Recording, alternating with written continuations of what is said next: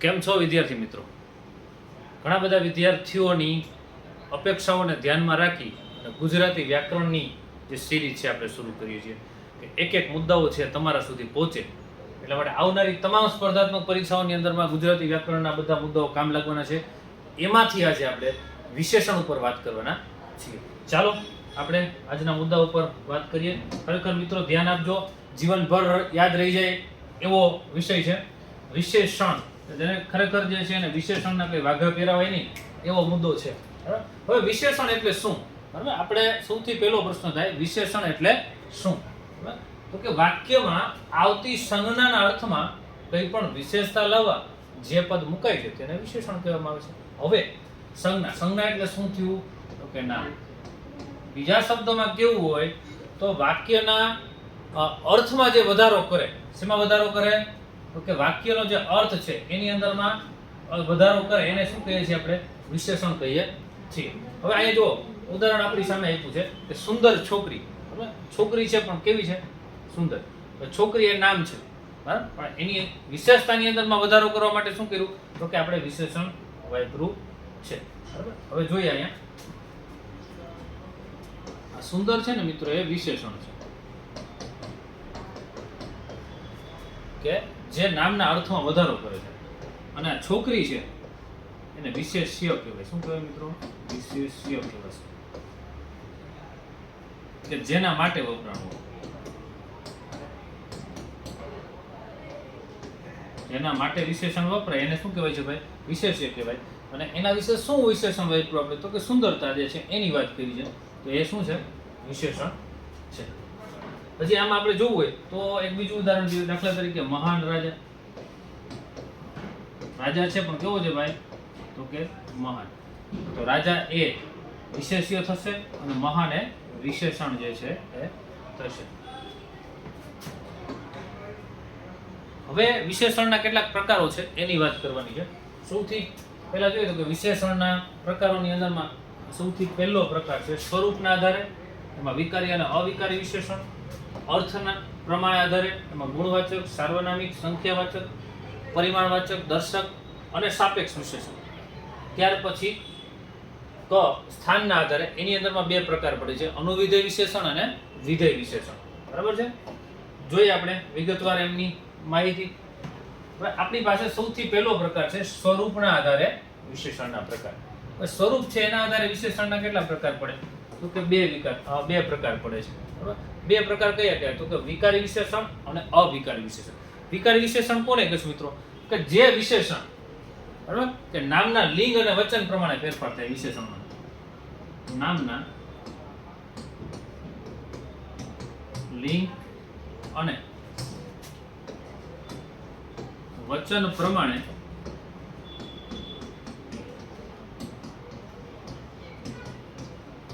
ફેરફાર થાય. શું થાય ભાઈ? નામના લિંગ અને વચન પ્રમાણે. હવે અહીંયા આપણે ઉદાહરણ લઈએ કે ભાઈ એક હતો રાજા, બરાબર, તો એક રાજા હોય તો પછી રાણી હોય, બરાબર. રાણી હોય તો પછી શું હોય? તો કે એનું બાળક એ હોય, બરાબર. રાજા, રાણી અને બાળક તો ભાઈ પ્રજા હોય ને, એટલે કે લોકો. અહીંયા જોવાનું છે આપણે લિંગ અને વચન. રાજા છે એ શું હતું? તો કે રૂપાળો હતો. હવે સ્વાભાવિક છે કે રૂપાળો રાજા હોય છે, રાણી પણ કેવી ગોતે? તો કે રૂપાળી જ ગોતે. રૂપાળી એટલે ઘૂઘરા જેવી ગોતે. હવે રૂપાળો રાજા, રૂપાળી રાણી, તો એનું બાળક એ રૂપાળું જોયું ભાઈ? કેવું હોય? રૂપાળું. બાળક એ રૂપાળું, બરાબર. રાજા એ રૂપાળું, રાણી રૂપાણી, તો એની પ્રજા જે છે પણ કેવી હોય? તો કે રૂપાળી. હવે મિત્રો જોવાનું અહીંયા એ છે, અહીંયા શું કીધું છે આપણે? લિંગ અને વચન પ્રમાણે જેમાં ફેરફાર થાય એને વિકારી વિશેષણ કહેવાય. બરાબર. તો અહીંયા સ્ત્રીલિંગ પુલ્લિંગની વાત છે, બરાબર. અહીંયા નપુંસકલિંગની વાત છે. તો આ લિંગ પ્રમાણે ફેરફાર થયો. શેના આધારે થયો ભાઈ? લિંગના આધારે ફેરફાર થયો. ત્યાર પછી અહીંયા જોશો તમે લોકો, તો કે બહુવચન છે. શું છે? લોકો, એક કરતા વધારે છે. તો અહીંયા વચન પ્રમાણે ફેરફાર થયો. બરાબર. તો કે નામના લિંગ અને વચન પ્રમાણે જે ફેરફાર થાય એને શું કહીએ છીએ આપણે? તો કે વિકારી વિશેષણ કહીએ છીએ. ત્યાર પછી અવિકારી વિશેષણ કોને કહેવાય? તો કે અવિકારી વિશેષણ છે મિત્રો એની અંદરમાં કે નામના લિંગ અને વચન પ્રમાણે ફેરફાર ન થાય. શું થાય? એમાં શું હતું? ફેરફાર થાય અને આમાં લિંગ અને વચન પ્રમાણે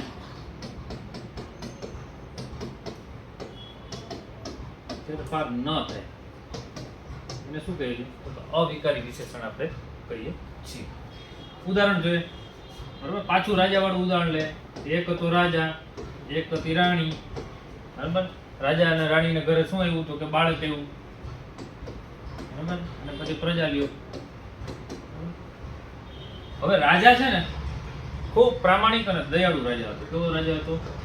પ્રામાણિક અને દયાળુ, બરાબર? રાજા પ્રામાણિક હોય તો રાણી પ્રામાણિક અને દયાળુ હોય.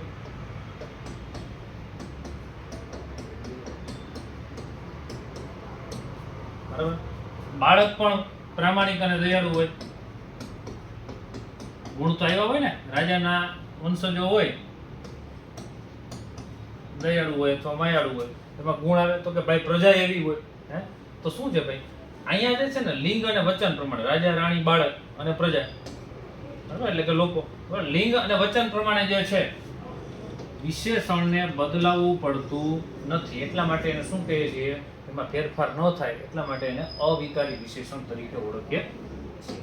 એના પછી જોઈએ મિત્રો, હવે આપણે બ છે અર્થ પ્રમાણે જે છે એના આધારે એના જે પ્રકાર પડે છે એમાં સૌથી પહેલો પ્રકાર છે ગુણવાચક વિશેષણ. બરાબર? અર્થના આધારે એમાં સૌથી પહેલો પ્રકાર ગુણવાચક વિશેષણ. કે કોઈ વસ્તુ, પદાર્થ કે વ્યક્તિના વિશેષ ગુણનો ઉલ્લેખ કરે. શેનો ઉલ્લેખ કરે? વસ્તુ, વ્યક્તિ કે પદાર્થના વિશેષ ગુણ અને લક્ષણો દર્શાવવા માટે જે વિશેષણ વપરાય છે એને આપણે ગુણવાચક વિશેષણ કહીએ છીએ. હવે એના ઉદાહરણો પણ જોઈએ એટલે આપણને ખ્યાલ આવે. બરાબર? અહીં ઉદાહરણ આપ્યા છે. દાખલા તરીકે મને રંગીન ફૂલ ગમે છે. કેવું ફૂલ છે ભાઈ વાક્યમાં? તો કે રંગીન ફૂલ. બરાબર? તો આ રંગવાચક વિશેષણ છે. બરાબર? અને અહીંયા શું દર્શાવે? રંગીન. બરાબર? તો એનું ફૂલ છે એનો ગુણ દર્શાવે, ભાઈ રંગીન છે, બરાબર? એનો રંગ છે દર્શાવે છે. બરાબર? આપણે જે છે વાક્યની અંદરમાંથી આપણો જવાબ આપણને આ મળે. ત્યાર પછી જાડો માણસ દોડી ન શકે. બરાબર છે? જાડો માણસ છે દોડી શકે નહીં. તો અહીંયા જે છે કદ સ્વરૂપના આધારે વિશેષણનો પ્રકાર છે. બરાબર? જાડો માણસ હોય, પાતળો માણસ હોય, બરાબર? લંબુચ માણસ હોય, પછી ઘણા આપણે ખબર હોય તો ટેણી હોય. આપણે બધા ટેણી, બરાબર? તો એ ટેણી પણ હોય એમાં, બરાબર? તો એ શું છે? એનું સ્વરૂપ કે કદના આધારે જે છે એ વિશેષણ એમાં લાગતું હોય. મને ખાટી કેરી ખાવી ગમે છે. બરાબર? તો કેવી કેરી? તો કે ભાઈ ખાટી કેરી. બરાબર? તો આ કેવું છે? તો કે સ્વાદવાચક વિશેષણ છે. એમાં શું આવે ભાઈ? સ્વાદની વાત છે. ખારો, તીખો, મીઠો, તુરો, આ બધા સ્વાદ જે છે એની વાત જે છે આમાં આવી જાય. ત્યાર પછી ભાવનગરમાં એક ગોળ બગીચો છે. કેવો બગીચો છે? અને રાજકોટમાં ચોરસ બગીચા છે. રાજકોટમાં ગોળ હોય, ચોરસ હોય. આ ગોળ છે એ શું દર્શાવે? તો કે આકાર દર્શાવે. શું દર્શાવે? તો અહીંયા આકારવાચક. આ બધા પેટા પ્રકારો છે મિત્રો. આની અંદરમાં જાય તો પણ જવાય, બરાબર? આપણે એમાં અત્યારે નથી જવાનું, બરાબર? પેટા પ્રકાર છે આકારવાચક. હવે ગોળ હોય, ચોરસ હોય, લંબચોરસ હોય, આવું બધું જ છે એની અંદરમાં આવી શકે. બરાબર? ત્યાર પછી લીલો છોડ. બરાબર? કેવો છોડ છે ભાઈ? લીલો છોડ. પછી અહીંયા સૂકો છોડ આવે. બરાબર? પીળો છોડ, લાલ છોડ એવું ન આવે. પીળો છોડ ન આવે, સૂકો છોડ આવે. લીલો છોડ અને પીળો છોડ. તો એ અલગ અલગ પ્રકારની વિશેષતાઓ જે છે એના ગુણના આધારે આપણને અહીંયા જોવા મળે છે. પછી હજી એના ઉદાહરણ વિશેષ જોઈએ આપણે કે પાકી કેરી પીળા રંગની હોય છે. બરાબર? આ બે વિશેષતા છે, પાકી અને પીળા. એટલે આ એક ગુણ થયો. શું થયું મિત્રો? ગુણ થયો. અને આ શું થયું? રંગવાચક વિશેષતા. પછી લીંબુનો સ્વાદ ખાટો હોય છે. તો પાછું આ કેવું થશે? તો સ્વાદવાચક. પછી શું કીધું? તમને ચોરસમાં ચિત્ર દોરવાનું ગમે છે. અગાઉ આપણે જે જોયું એના ઉદાહરણ છે ચોરસ, તો કે આકારવાચક.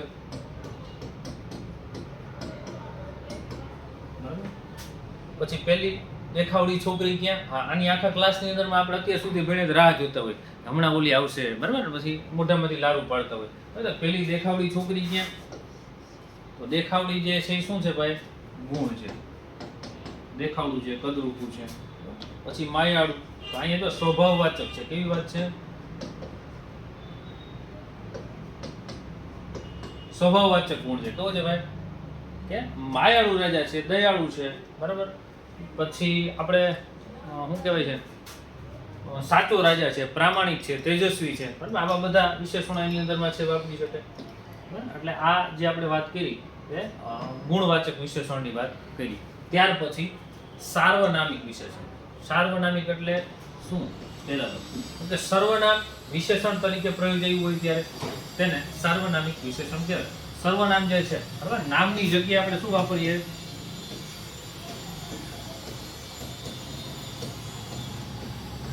સર્વનામ મૂકીએ. હવે માની લો કે આપણે, મેં તો ઘણી વાર જોયું છે કે વિદ્યાર્થીઓના પેપર ચેક કરતા હોય ત્યારે વિદ્યાર્થી જે છે એ નામની જગ્યાએ સર્વનામ મૂકે નહીં. શું કરે?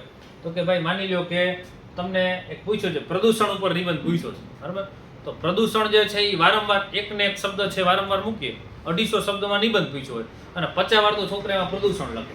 તો પ્રદૂષણ 50 વાર ન લખવાનું, તેની જગ્યાએ સર્વનામ છે મૂકી શકાય, બરાબર. અથવા કોઈ વ્યક્તિની વાત કરી હોય તો ગાંધીજી ઉપર નિબંધ લખો, તો ગાંધીજી જે છે એનો વારંવાર શબ્દનો પ્રયોગ ન થાય, ત્યાં એની જગ્યાએ સર્વનામ મૂકવું પડે. જે નામ ની જગ્યાએ છે આપણે મૂકવામાં આવતું હોય છે. હવે આવા સર્વનામો કયા કયા છે? તો કે ભાઈ મારી, તારી, આપની, અમારી, તમારી, જ્યારે, જે, તે વગેરે સર્વનામો જે છે, બરાબર, એ સંજ્ઞાના અર્થમાં વધારો કરે છે, એટલા માટે એને સાર્વનામિક વિશેષણ કહેવામાં આવે છે. સંજ્ઞા એટલે નામ અને સર્વનામ એટલે એની જગ્યાએ આપણે એના અર્થની અંદરમાં વધારો કરવા માટે મૂકીએ છીએ. ત્યાર પછી જો અહીંયા લખ્યું છે તેની, તેઓ, હું, આવા બધા વિશેષણ પણ આપણે વાપરી શકીએ છીએ સર્વનામની અંદરમાં. જોઈએ એના ઉદાહરણો. આ સાંભળીને ખલીફાને એ લોભી દરબારીઓ વિશે દુઃખ થયું, બરાબર. આ સાંભળીને, આ એટલે શું, બરાબર. તો કે અહીંયા જે છે ને આ સર્વનામ મૂક્યું છે. અહીંયા શું છે ખબર મૂળ વાત? તો કે અહીંયા જે છે મૂળ વાત વાર્તા છે. શું છે? હવે જુઓ તમે, વાર્તા સાંભળીને ખલીફાને, ખલીફા એટલે શું થાય? તો કે રાજા થાય. શું થાય ભાઈ? ખલીફાને એ લોભી દરબારીઓ છે, કેવા હતા? લાલચુ દરબારીઓ હતા, એના વિશે જે છે એ દુઃખ થાય છે. ત્યાર પછી બીજું ઉદાહરણ છે. અહીંયા પાછું મૂક્યું, આ કોઈ શાણો માણસ જણાય છે. આ એટલે અહીંયા વ્યક્તિનું નામ નથી લીધું, પણ શું છે? નામની જગ્યાએ શું મૂક્યું છે એમણે? તો કે સર્વનામ મૂકવાનો પ્રયત્ન કર્યો છે. ત્યાર પછી હું કાશી આજ્ઞા, હું કાશી નહીં, પણ અહીંયા શું આવશે મિત્રો? હું કશી આવશે. અહીંયા ભૂલ છે. તો હું કશી આજ્ઞા કરવા માંગતો નથી, બરાબર. ઘણા ઓર્ડર દેવા જેલમાં હોય, આપણે નાની નાની વાતમાં ઓર્ડર જ દેતા હોય, બરાબર. તો અહીંયા જે છે હું મૂક્યું છે. હું છે એની જગ્યાએ શું છે? કોઈ વ્યક્તિનું નામ હોઈ શકે, પણ આપણે નામની જગ્યાએ શું વાપરવાનું છે? તો કે સર્વનામ. એટલે સાર્વનામિક વિશેષણ ગણાય. ત્યાર પછી મને તે સારો ન લાગ્યો, બરાબર. તે એટલે કોણ? તો કે કોઈ એક વ્યક્તિ છે ત્યાં, પણ એનું નામ છે નહીં, વારંવાર એનું નામ લેવાય નહીં. એટલે મને તે સારો ન લાગ્યો. તને હું આખા ગામને કોઈને સારો નથી લાગતો, બરાબર. ગામના પૈસે મોજ કરતા હોય, કોઈને સારા લાગે? ન લાગે, બરાબર. ત્યાર પછી મારી ચોપડી જલ્દી આપો. શું કરવાનું ભાઈ? તો કે આમાંથી પણ વિશેષણ આપણે આપી દીધું છે ઓલરેડી. મારી ચોપડી, અહીંયા મારું નામ છે નહીં, પણ કીધું મારી ચોપડી, એટલે શું કર્યું? નામની જગ્યાએ સર્વનામ વાપર્યું છે. ચોપડી જલ્દી આપો. તમે કયું પુસ્તક વાંચ્યું? તો તમે પણ સર્વનામ. આ ઉદાહરણો છે, વિશેષ જોઈએ એટલે ખ્યાલ આવી જાય આપણને. આમાં બહુ જાજુ ડિટેલમાં જવાની જરૂર નથી, પીએચડી કરવાની જરૂર નથી ભાઈ એમાં કંઈ મારવાલા. જેવી સોબત તેવી અસર. શું છે ભાઈ? જેવી સોબત તેવી. અને પાછું જો આ પ્રકાર છે મિત્રો, એને જે છે ને આપણે શું કહેવાય? તો કે આપણે આને સાપેક્ષ સર્વનામમાં પણ લઈ શકીએ, સાપેક્ષ વિશેષણમાં પણ લઈ શકીએ, કેમ કે જેવી તેવી બે આપ્યું છે, બરાબર. તો યાદ રાખજો એ પાછું, બરાબર, સર્વનામનો ઉપયોગ છે. ત્યાર પછી સંખ્યાવાચક વિશેષણ કયું છે ભાઈ? એની અંદરમાં અર્થ પ્રમાણેમાં ત્રીજો પ્રકાર છે એનો સંખ્યાવાચક. અહીંયા સંખ્યા એટલે આપણને ખબર પડી જાય, આંકડાઓની વાત છે. શેની? આંકડાઓની વાત છે કે જે વિશેષણ વિશેષ્યની સંખ્યા દર્શાવે. જે વિશેષણ હોય ને એ વિશેષ્ય એટલે, બરાબર, જેના માટે આપણે વાપરીએ છીએ વિશેષણ, બરાબર. દાખલા તરીકે માણસ ખરો, પણ કેવો માણસ? ગાંડો માણસ, બરાબર. એના માટે વાપરીએ છીએ, બરાબર. તો આપણે એમ કહી શકીએ એક ગાંડો માણસ હતો, બરાબર. એમાં જો એક કર્યું, ગામ આખું થોડું ગાંડું હોય, બરાબર. ગામ આખું ગાંડું હોય તો વહેલું ત્યાંથી ખાલી કરી વહી જાય, બરાબર. વિશેષ્યની સંખ્યા દર્શાવે તેને સંખ્યાવાચક વિશેષણ કહેવાય. હવે સંખ્યાનો બોધ કરાવે. શેનો બોધ કરાવે ભાઈ? કે સંખ્યા. સંખ્યા એટલે શું? આંકડાઓ. આંકડાઓની માયા જાળાની. હવે કેવી સંખ્યા? તો કે 1, 2, 50, 100 જેવી સંખ્યા, અથવા ક્રમમાં આવતી સંખ્યા અથવા ક્રમિક સંખ્યા, પહેલો, સાતમો વગેરે, આવી બધી સંખ્યા દર્શાવતા વિશેષણને આપણે સંખ્યાવાચક વિશેષણ તરીકે મિત્રો ઓળખીએ છીએ. હવે અહીંયા ઉદાહરણ સંખ્યાવાચક વિશેષણ આપણી સામે આપ્યા છે કે અમારા ક્લાસમાં 50 વિદ્યાર્થીઓ છે. બરાબર, હવે આ વાક્યની અંદરમાં સંખ્યા દર્શાવતું પદ કયું? તો કે 50 વિદ્યાર્થીઓ છે. કેટલા? આ સંખ્યા દર્શાવી. 50 માંથી 4-5 નોટું હોય જ, આપણને ખબર છે. બરાબર, 50 વિદ્યાર્થીઓ જે છે એ સંખ્યા દર્શાવે છે. ચાંદનીએ પરીક્ષામાં પ્રથમ સ્થાન મેળવ્યું. બરાબર, ચાંદનીએ પ્રથમ સ્થાન મેળવ્યું અને આપણો ચંપક ચાંદનીને જોવામાં છેલ્લું સ્થાન મેળવ્યું. બોલો, આ નમૂના આ જ કરતા હોય. એટલે પ્રથમ સ્થાન ચાંદનીએ છે મેળવ્યું તો એ આપણને સંખ્યા દર્શાવે. આ છેલ્લું છે એ પણ સંખ્યા દર્શાવે. બરાબર, વિજયભાઈ 9મા ધોરણને ભણાવે છે. હા, જો 9મા ધોરણમાં સંખ્યા. વિજયભાઈ 9મા ધોરણ, 9 ધોરણ પાસ વિજયભાઈ 9મા ધોરણને ભણાવે છે. લ્યો, બરાબર, તો એમાંય પાછું સંખ્યા 9 ધોરણ પાસ. ભાઈને આવડતું કાંઈ ન હોય, હો એકડામાં ભૂલ પડતી હોય, એ પાછું 9મા ધોરણના વિદ્યાર્થીઓને હો એકડા ભણાવતો હોય. બરાબર, એટલે આ વિજયભાઈ જે છે એની અંદરમાં 9મા ધોરણને ભણાવે છે. સંખ્યા દર્શાવી મિત્રો. ત્યાર પછી ઈશ્વરે ઘણી ચા પીધી છે. બરાબર, ગયા લેક્ચરમાં કોણે ચા પીધી? ચંપક ચા થી ધરાતો નહોતો. અહીંયા કોની વાત છે? ચા હોય એટલે આપણને મજા જ આવે છે. હે, ઈશ્વરે ઘણી ચા પીધી છે. બરાબર, બસ પીધે જ રાખો, તમે તમારે ચા પીધે રાખો. બરાબર, મેં તમને 2.5-3 ગણા રૂપિયા આપ્યા. બરાબર, કે તમે મને જે આપ્યા હતા એના કરતા મેં તમને 2.5-3 ગણા રૂપિયા આપ્યા. હજી તમે માઇક કરો છો. બરાબર, આવા ગામમાં ખૂટતા હોય ને આવાનો જોટો જડે નહીં, તો આ પણ 2.5-3 ગણા છે. શું દર્શાવે છે? સંખ્યા દર્શાવે. મેં ડઝન કેળા રવિને આપ્યા. કોને આપ્યા ભાઈ? ડઝન કેળા. ડઝન એટલે કેટલા? તો કે 12. બરાબર, કેટલા નંગ થાય? તો કે 12 નંગ થાય. બરાબર, આપણા ગામમાં આવા નંગ હોય. બરાબર, આ એ નંગની વાત નથી, અહીંયા ડઝન કેળાની વાત છે. પણ આમાં પણ શું દર્શાવે છે? તો કે સંખ્યા દર્શાવે છે. હવે આપણે આમાં કેવું જોવા મળશે? તો કેટલીક જગ્યાએ જે છે એ સંખ્યા કેવી દેખાશે? તો કે સ્પષ્ટ દેખાશે. કેટલીક જગ્યાએ સંખ્યા મિત્રો અસ્પષ્ટ દેખાશે. બરાબર, જોઈએ આગળ. હવે કેવી રીતે હતું? નિશ્ચિત સંખ્યાવાચક વિશેષણ. કેવી સંખ્યા હોય? નિશ્ચિત સંખ્યા દર્શાવે, ચોક્કસ પ્રકારની સંખ્યા. બરાબર, એને નિશ્ચિત સંખ્યાવાચક વિશેષણ. જે વિશેષણ વિશેષ્યની નિશ્ચિત સંખ્યા દર્શાવે. કેવી દર્શાવે છે ભાઈ?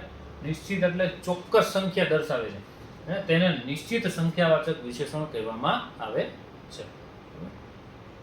એની અંદર પેટા પ્રકારો પડે. પૂર્ણ સંખ્યા દર્શાવતા વિશેષણ આપણે આવા પણ જોઈએ હમણાં. બરાબર, જે પૂર્ણ સંખ્યા કોને કહેવાય? તો કે 1, 2, 3, 100, 200, 1000, લાખ, કરોડ. બરાબર, પછી આગળ ઘણું બધું હોય, અનંત હોય. બરાબર, તો એ પૂર્ણ સંખ્યા દર્શાવતા વિશેષણો જે છે. બરાબર, પછી એની અંદરમાં બીજો પ્રકાર જોઈએ. આ પેલો, બીજા પ્રકારની અંદરમાં ક્રમવાચક સંખ્યા દર્શાવે. ક્રમ દર્શાવે સંખ્યાનો. શું દર્શાવે? ક્રમ. પહેલું, છેલ્લું, 10મું, વચ્ચેનું. બરાબર, હમણાં આપણે આગળ જોયું. હે, ચંપકની વાત કરતા હતા, છેલ્લો નંબર આવ્યો. છેલ્લો જ આવે ને ભાઈ. ત્યાર પછી સંખ્યાનો સમૂહ દર્શાવતા હોય. શું દર્શાવતા ભાઈ? સંખ્યાનો સમૂહ દર્શાવતા. હવે તો કે એકો, બરાબર, પછી પંજો, 5, દસકો, સૈકો, સેંકડો, કૌડી વગેરે. આ ખાલી વાંચો તો યાદ રહી જાય એવું મિત્ર. એકદમ સરળ ટોપિક છે, મજા આવી જાય એવું. હે, એટલે સંખ્યાનો સમૂહ દર્શાવે. શું છે? એક આરે જાજી સંખ્યા છે એમાં એવો ખ્યાલ આપણને આવે. સંખ્યાનો ભાગ દર્શાવતો હોય. શું દર્શાવતો હોય? ભાગ. પા ભાગ. બરાબર, પા ભાગ એટલે શું? કોમેન્ટમાં લખજો બરાબર. બરાબર, પા ભાગની હજી ઘણાને ખબર નથી. પછી પોણો ભાગ, સવા ભાગ, અડધો ભાગ, આ બધા છે સંખ્યાનો ભાગ દર્શાવે. બરાબર, તો જેને ખબર હોય ને આ પાન, પોણો, સવા, અડધો ની કોમેન્ટની અંદરમાં તમે તમારા બહાટી બોલાવજો. હે, પછી સંખ્યા કેટલા ગણી છે તે દર્શાવે. હવે સંખ્યા જે છે એ કેટલા ગણી છે? તો કે આપણે ઘણી વાર કહેતા હોય કે એક વડું, એટલે ઓલા વડાપાઉંની વાત નથી હો, એક વડું કે એમાં એક વડું નહીં, એ નહીં. એક વડી સંખ્યા, બે વડું, આપણે ઘણી વાર કહીએ બેવડી સંખ્યા, દોઢું. આ દોઢાની વાત નથી, દોઢું છે. બરાબર, એટલે દોઢાઈ ખૂટતા ન હોય. બરાબર, જ્યાં હોય ત્યાં આપણને આડા નડતા હોય. પછી સવાયું છે, પછી 3 ગણું છે. આ શું દર્શાવે છે? સંખ્યા કેટલા ગણી છે એ દર્શાવે છે. જો આ બધું મિત્રો યાદ રાખવું હોય ને તો આના માટે કોઈ ઇન્જેક્શનની જરૂર નથી. બરાબર, ખાલી એકવાર આપણો લેક્ચર જુઓ અને પછી તમે નિરાતે જે છે ને એને વ્યવહારમાં મૂકો કે અમલમાં મૂકો એટલે વ્યાકરણ તમને ફટાફટ છે આવડી જાય. આપણે શું છે, એકવાર લેક્ચર ભરી લીધા પછી કોઈ દી પાછળથી જોતા નથી. બરાબર. તો ખરેખર એને વ્યવહારમાં મૂકે ને તો ગુજરાતી બધું યાદ રહી જાય. જોડણી હોય, રૂઢિપ્રયોગ હોય, વિશેષણ હોય. બરાબર. આજે આ ભણ્યા છે આખા દિવસની અંદરમાં 5 એવી વસ્તુ કઈ છે કે જ્યાં આપણે વિશેષણનો ઉપયોગ કરીએ. આવું થોડુંક ધ્યાનમાં લઈએ એટલે મસ્ત છે, એ તમને સમજાઈ જશે વધારે, કે પ્રેક્ટિકલ જ્ઞાન છે. ત્યાર પછી અનિશ્ચિત સંખ્યા માટે, બરાબર, સંખ્યા છે નિશ્ચિત હોય નહીં, કેવી સંખ્યા હોય? અનિશ્ચિત સંખ્યા હોય. હમણાં આપણે જોયું કે અહીંયા થોડું ઘણું, બરાબર, કે ભાઈ શું કીધું છે કે ઘણી ચા પીધી એવી વાત કરી આપણે, તો એ ઘણું, બરાબર. પુષ્કળ, બરાબર, આપણે કહેતા કે આ ભાઈ પાસે તો પુષ્કળ ધન છે, બરાબર, ખૂટે નહીં એટલું ધન છે, બરાબર, પેઢીયું પેઢીયું ખાય તોય, બરાબર. એટલે થોડું ઘણું પુષ્કળ. પછી આશરે, બરાબર, અનિશ્ચિતની અંદરમાં આશરે પણ આવે કે આશરે ક્લાસરૂમની અંદરમાં 50 વિદ્યાર્થીઓ બેટા ફિક્સ છે નહીં, તો આશરે સંખ્યાવાચક વિશેષણ ગણાશે. ત્યાર પછી મિત્રો પરિમાણ એટલે કે પ્રમાણવાચક વિશેષણ. પ્રમાણવાચક ને બીજું માપવાચક વિશેષણ પણ કહેવા છે. બરાબર. પ્રત્યેક વસ્તુનું કે પદાર્થનું કોઈ ચોક્કસ માપ હોય. શું હોય ભાઈ? કોઈ વસ્તુ લઈએ કે પદાર્થ લઈએ એનું ચોક્કસ માપ હોય. બરાબર. માણસનું એક માપ હોય, એની કેપેસિટી બહાર વયો જાય તો એ ભેગું થાય નહીં. વસ્તુને અમુક કદ હોય. શું હોય? કોઈ વસ્તુ છે એનું અમુક કદ હોય છે. આમ જથ્થામાં રહે. જથ્થો એટલે શું? તો કે જાજુ બધું ભેગું થાય, બરાબર, એને જથ્થો કહેવાય. બરાબર. જથ્થામાં રહેલ કોઈ પણ વસ્તુનું માપ દર્શાવવા જે શબ્દ વપરાય છે એને પરિમાણવાચક વિશેષણ કહેવાય. જોઈએ એના ઉદાહરણ એટલે હમણાં આખો ખ્યાલ સ્પષ્ટ. પરિમાણવાચક વિશેષણ એક માપ છે. શું છે ભાઈ? આગળ વાત કરીએ, તેને ગણી શકાતું નથી, માથાના વાળને ગણી શકાતા નથી, બરાબર. માપી કે તોલી શકે છે, એને માપી શકાય, બરાબર, તોલી શકાય પણ ગણી શકાય નહીં, બરાબર. અહીંયા જે છે કેટલાક સૂચક શબ્દો છે. આવા વિશેષણ હોય ને એમાં કેવા કેવા શબ્દો છે મૂક્યા હોય? તો કે વિશાળ, અગમ્ય, માન, આ ખોટું છે, અહીંયા નહીં આવે. પ્યાલો, ખોબો, બરાબર, આવા શબ્દો જે છે આપણને ત્યાં મૂકવામાં આવ્યા હોય છે. અતિશય, અઢળક, ઘણું, અધિક, અનહદ વગેરે માપવાચક વિશેષણ છે. માપ છે, બરાબર, એટલે એનું માપ છે એ ખ્યાલ આપણને આવે કે કેટલું છે.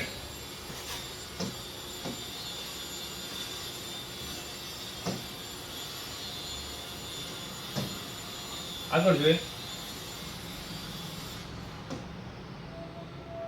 આપણે દુકાને જઈએ ત્યારે આપણે દુકાને જઈને આપણે ત્યારે એવું કહેતા નથી, બરાબર, કે 1024 નંગ ચોખા આપો, બરાબર, કહેજો જોઈએ, ટીવી નાખશે દુકાનવાળો, બરાબર.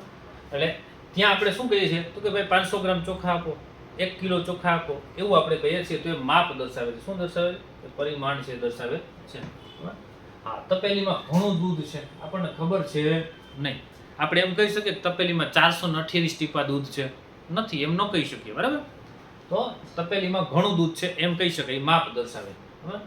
પછી નદીમાં થોડું પાણી છે, નદીમાં થોડું છે, ખબર નથી કેટલું છે, એમ નહીં, થોડું છે, એનો તાગ કાઢી શકાય નહીં, અને જાજી રીતે એને કંઈ માપી ન શકાય, પણ થોડું પાણી છે, બરાબર. એને કેવું કહેવાય? તો કે પરિમાણવાચક વિશેષણ કહેવાય. કે ભાઈ ચંપકમાં થોડી બુદ્ધિ છે. કેવી? થોડી, બરાબર. એટલે થોડી બુદ્ધિ જે છે જાજી છે નહીં, બરાબર. નમૂના હોય એને જાજી બુદ્ધિ ન હોય, બરાબર. આપણે ગામમાં નડતા ફરતા હોય. દરિયામાં અઢળક પાણી છે પણ કેવું છે? ખારું. તો અઢળક આવ્યું, બરાબર. તો એને પણ જે છે આપણે તોલી કે માપી શકીએ છીએ, બરાબર, પણ માપી શકાતું નથી એવી વસ્તુ છે. પાણી છે પણ અઢળક છે, પણ કેવું છે? ખારું છે. ત્યાર પછી લગ્ન પ્રસંગે ઘણી છાશ હોય છે. લગ્ન પ્રસંગે શું હોય? તો કે જાજી બધી છાશ હોય. તો આમાં આપણે ખ્યાલ આવે કે ભાઈ આ પરિમાણવાચક વિશેષણ છે. ફળિયામાં વિશાળ વડનું વૃક્ષ છે. પછી તે 1 પ્યાલો પાણી પી ગયો. સારું, ખાલી પ્યાલો એક પાણી જ પીધું, બીજું કંઈ ન પીધું એને. પછી આગળ છે બીજો, મને થોડો હળવો નહીં, હલવો આવશે, મને થોડો હળવો આપો ને.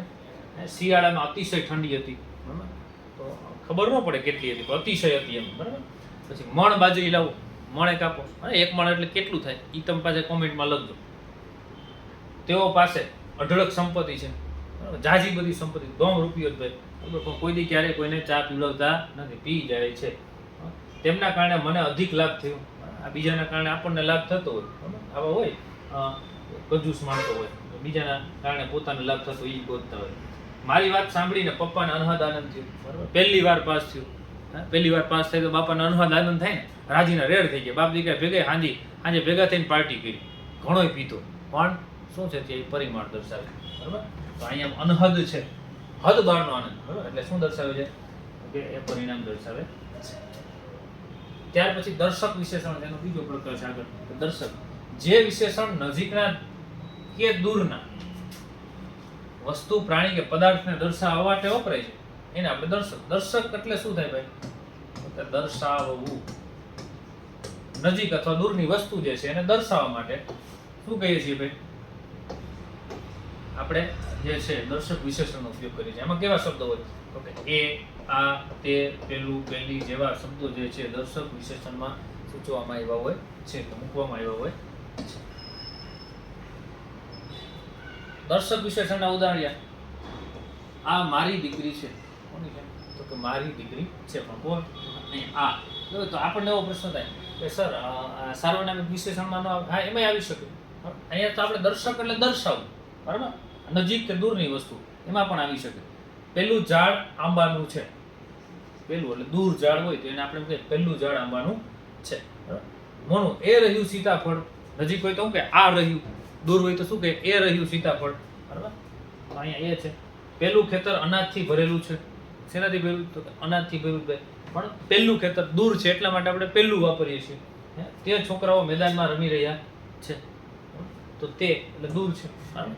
એટલે નજીક અને દૂરની વસ્તુ દર્શાવવા માટે શું કરીએ છીએ ભાઈ? તો કે દર્શક વિશેષણનો ઉપયોગ કરીએ છીએ. બીજા પણ વિશેષ ઉદાહરણો છે, બરાબર. આપણે અહીંયા એક સરસ આ ઉદાહરણ જોઈએ. મામાનું ઘર કેટલે? તો કે દીવો ભળે એટલે. તો આ પણ છે દર્શક વિશેષણની અંદરમાં આવે ભાઈ. ત્યાર પછી સાપેક્ષ અથવા તો સંબંધક વિશેષણ. શું કહેવાય સાપેક્ષને? બીજું કે સંબંધક વિશેષણ કહેવાય છે.